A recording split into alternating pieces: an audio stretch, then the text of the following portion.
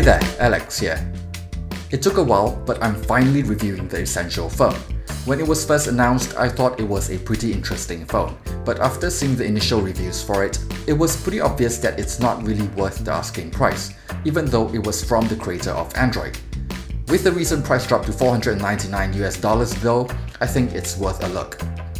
It's called the Essential PH1, which is basically phone. The idea was to basically create something simple, something with just the essentials but premium at the same time.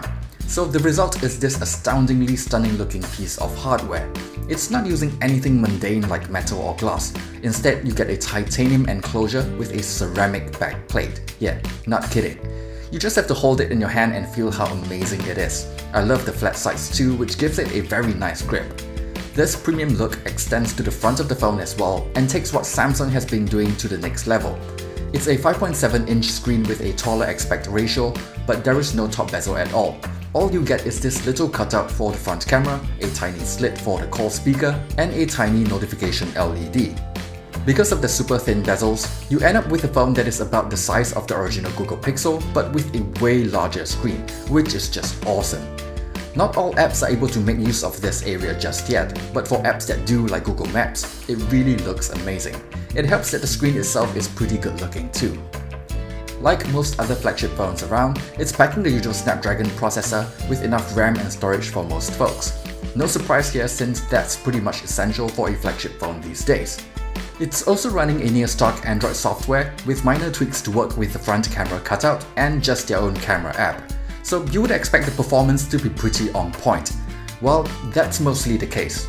I still see some minor stutters and pauses every now and then. The camera app is another area where it's just sluggish for some reason.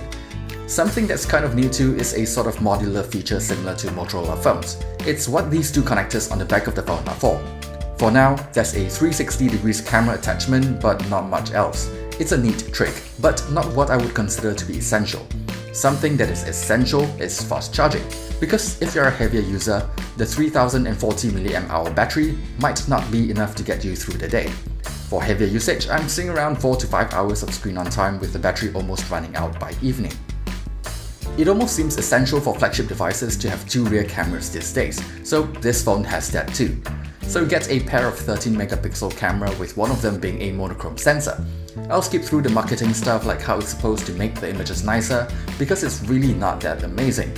Don't get me wrong, it's not bad, but it's just not nearly as good as a lot of other flagship devices in the market in terms of overall image quality. And the lack of optical image stabilization means you'll need pretty steady hands in low light. The sluggish performance of the camera app itself doesn't help too. And in 2017, a great camera is pretty much a prerequisite if you want a seat at the big boys table. Even the front camera is just about average, even if it does record videos in 4K. If you're willing to sideload the Google Camera app with HDR+, it does improve the camera experience a little, and image quality wise, sometimes it's better.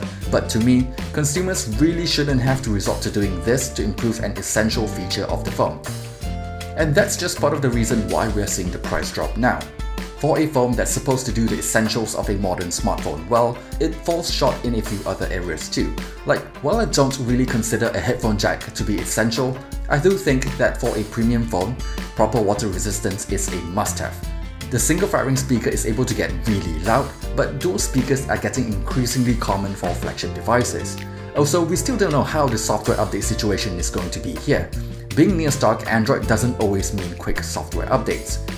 But I do have to say this though, if you can live with the shortcomings of the phone, I think $499 is a pretty reasonable price for one of the most premium phones in the market right now.